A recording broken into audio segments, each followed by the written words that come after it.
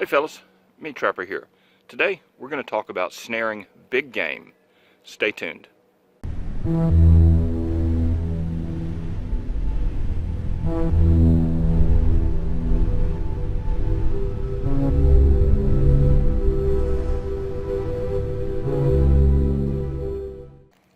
Okay, the first thing we need to do is talk about tools.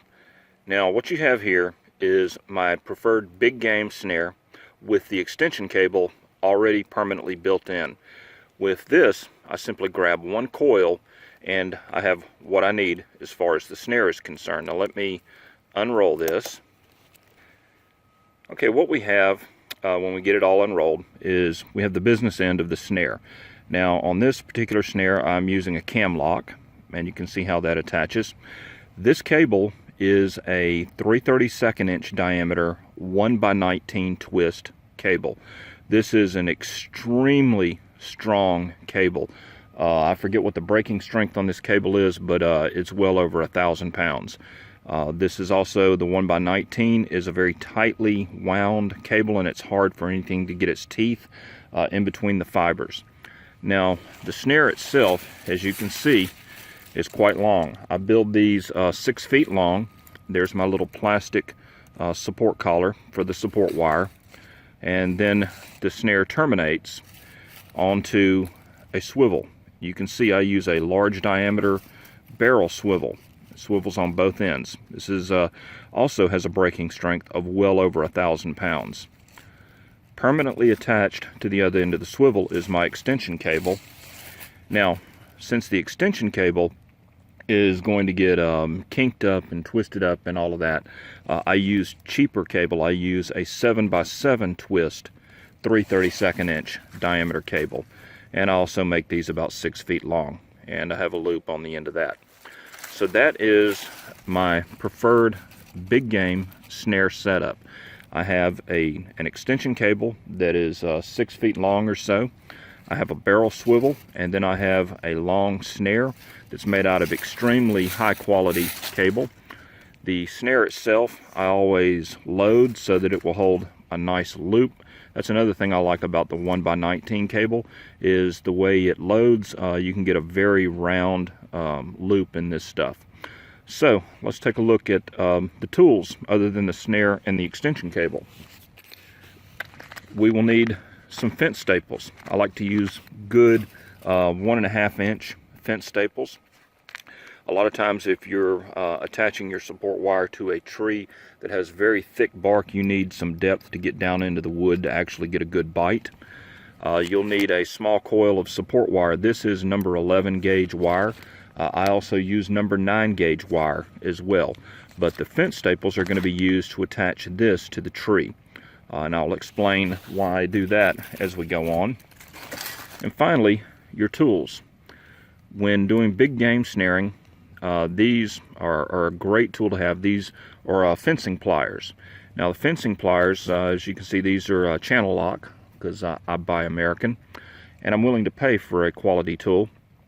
They have a small hammer head on them. This is very useful for driving the fence staples in. They have wire cutters right here, and right there you simply put the support wire through there and cut it. And then of course you can grab and grasp and pull and bend.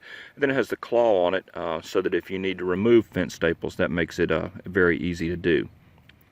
So we have our fence staples, our linesman pliers, our support wire, and our snare. Let's get started. Now I don't know if you can see, but there is a game trail running right down through here. Now these two trees right here are too small to attach my support wire, and they're definitely too small to anchor for a big game. This tree right here, however, is a different situation. The trail passes right here, so it's close enough to the trail. I'm going to attach my support wire, have my support wire sticking out, then I'm going to anchor my snare high and then attach it, and we'll set it up and see what it looks like. Now you can see here is my support wire. Now I could have a long piece of wire and wrap it completely around this tree and then twist it tight, but that takes a lot of wire. What I'm going to do is I'm simply going to use fence staples to attach the wire to the tree so that I only have about 24 inches of that wire sticking out into the middle of the game trail. I want the wire adjusted high enough so that the top of my loop will be even with the height of the wire. So you're going to have to eyeball it, and that's going to depend on what you're trying to snare. If you're snaring hogs, how tall are they? Look at the tracks. When you look at the tracks, get an idea of the size pigs that are coming through, and then adjust it accordingly.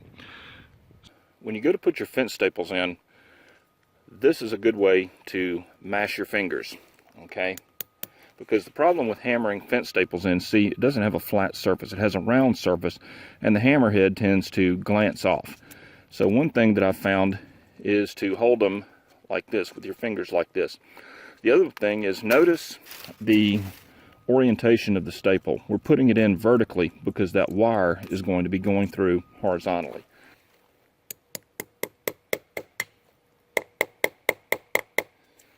Let's just get that started.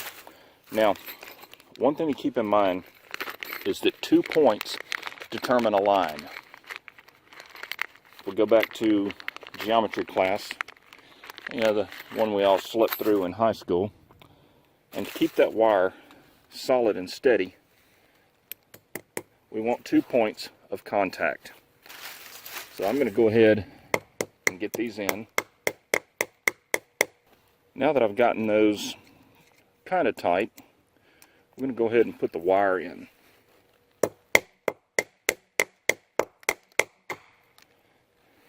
Now you see, with one staple, that wire can move.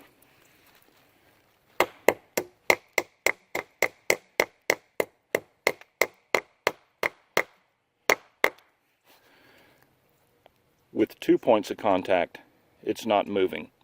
It is going to be right there.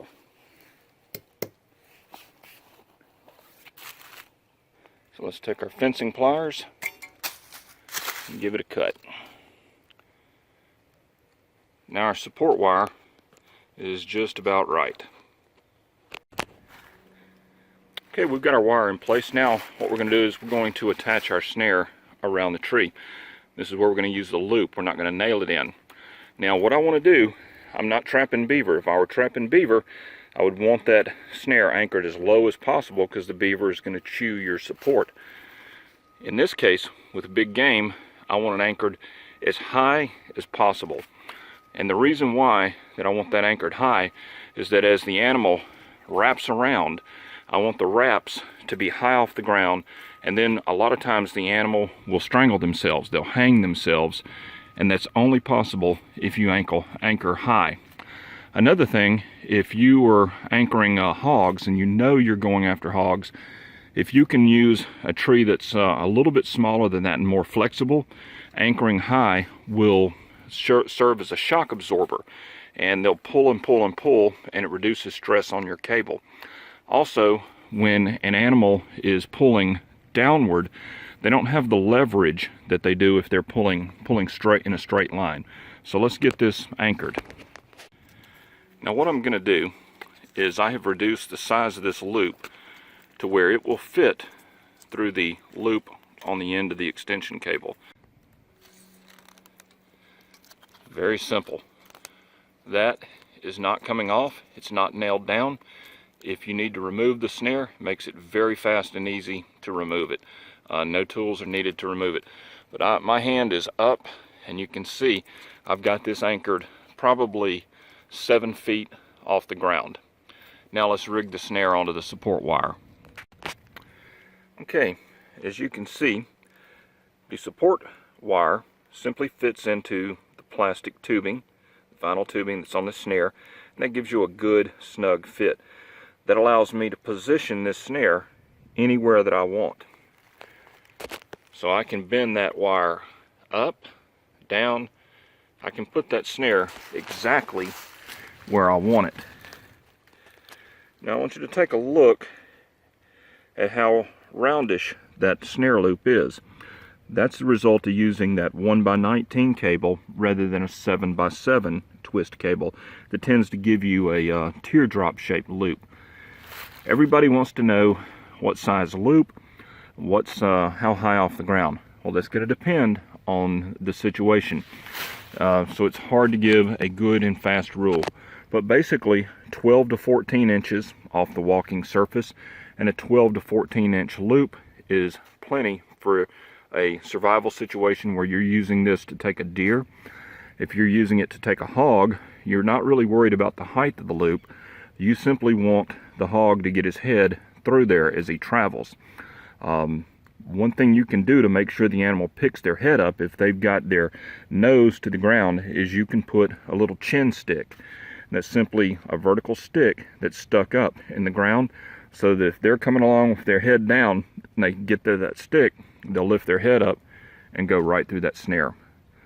But that right there is basically all you need. I've got my loop, my support wire, there's my swivel right there, and this goes all the way up and anchors way up. So if that animal is caught and he's pulling, he's going to be swiveled and not kinking that cable up. But if he starts wrapping around and starts jumping, he's going to be hanging right there. Now, if you should need to take this snare down, say you can't check your snares for a couple of days, it's very simple. All you do is simply pull that off, pull that loop down,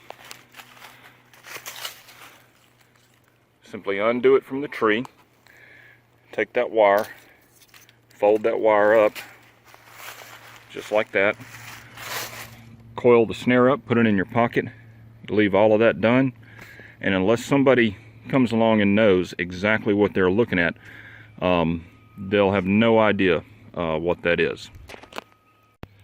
So the takeaways with big game snaring is a couple of things. Number one, use a good solid support wire.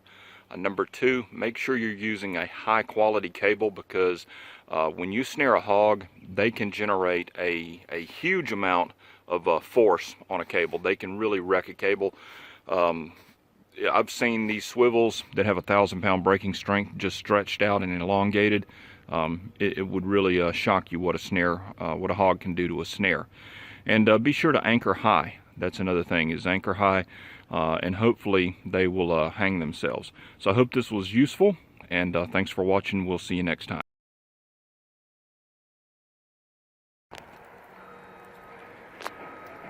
We've got a really nice, fresh double scrape here. It's unusual to see two scrapes under one tree, and you can see they've licked the leaves off. But you know what? You need to understand, we have to obey the laws. And if I were to snare that deer that was making that scrape, I would be a criminal. I would be a terrible person. But you see all of this? Do you hear all of that equipment? Do you see all the destruction? Completely stripped. Working hard to turn that all into pavement.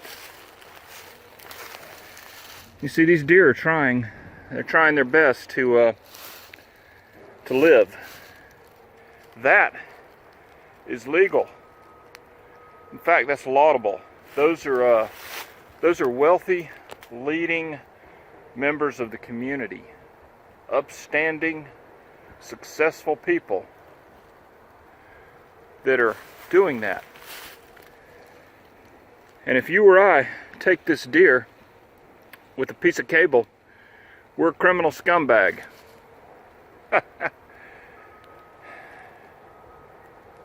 You see, that, my friends, is why you have to think for yourself instead of letting other people control you. There's all the flagging tape. Pretty soon they won't have to worry about that scrape, the deer won't, because we're making a much bigger scrape right over there.